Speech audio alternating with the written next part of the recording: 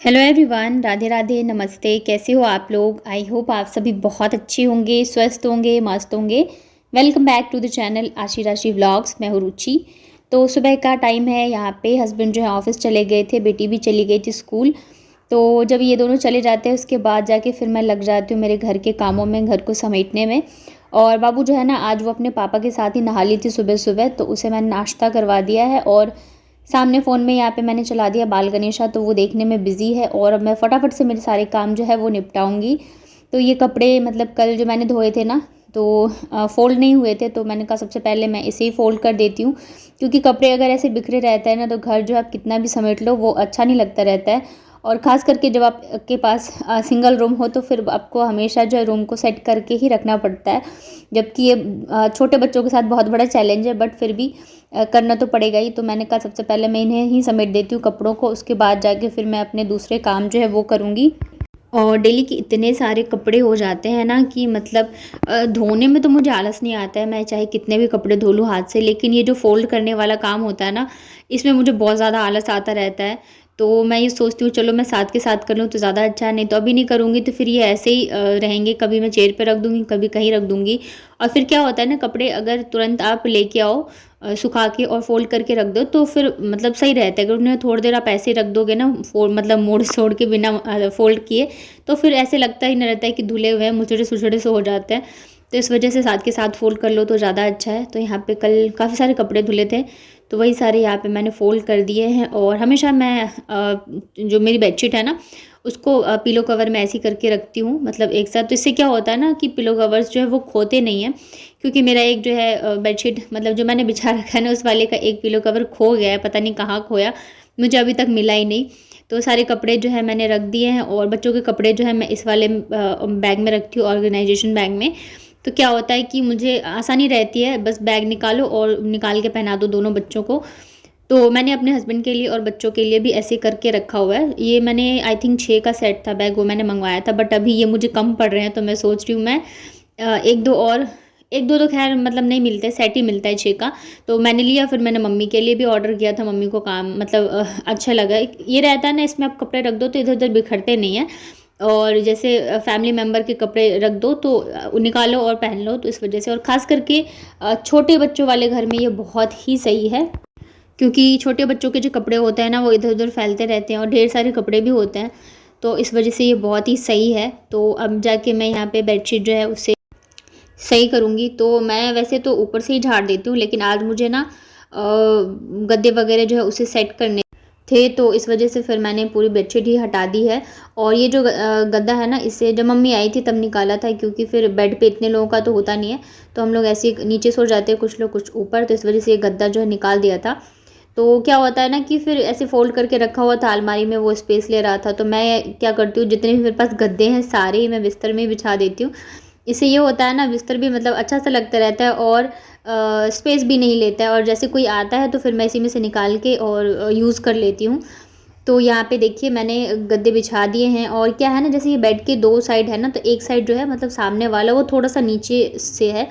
तो इस साइड कितने भी गद्दे बिछा लो तो वो नीचा सा ही लगता रहता है। तो इस वजह से ये वाला भी मैंने इधर की साइड ही बिछा दिया है।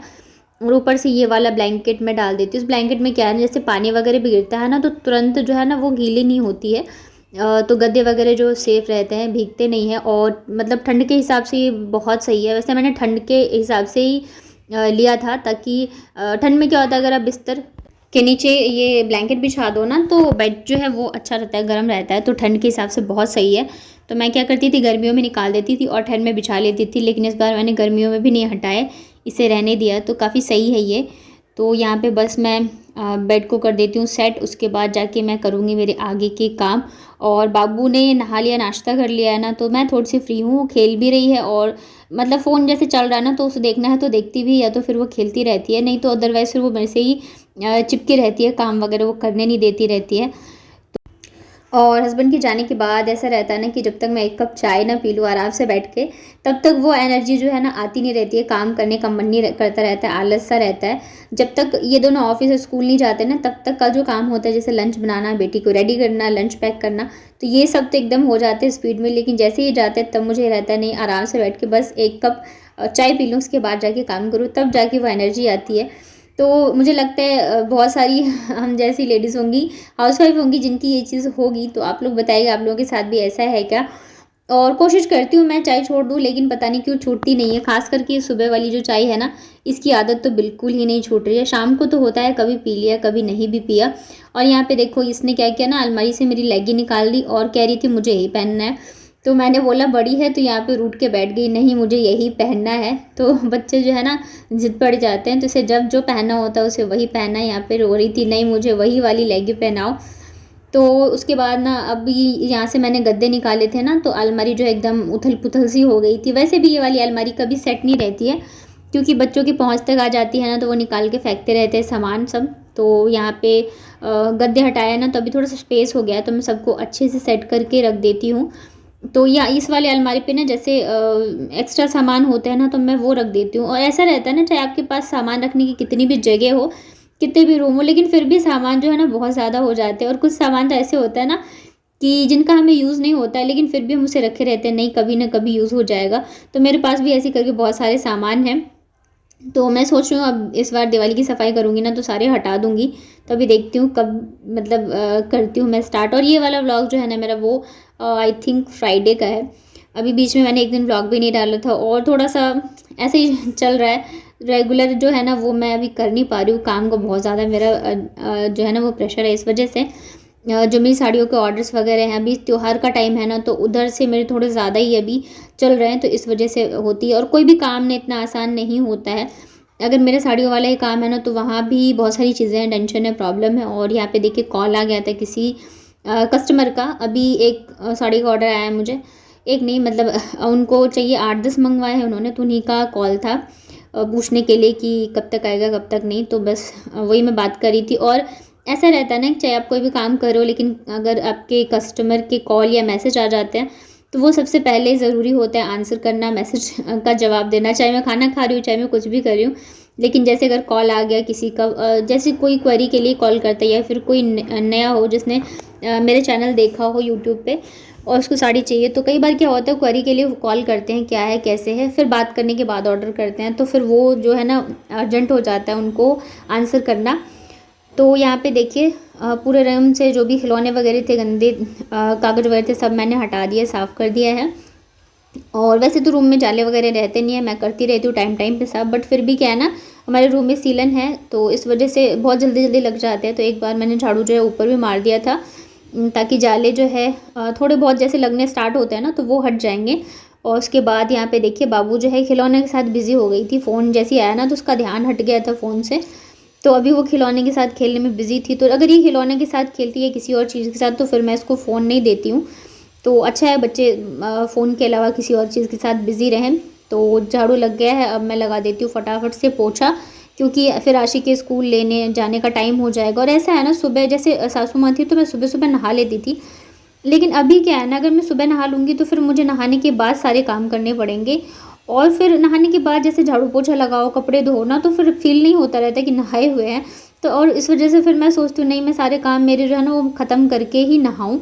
और फिर डेली 2-2 बार नहाओ तो ये भी पॉसिबल नहीं रहता है।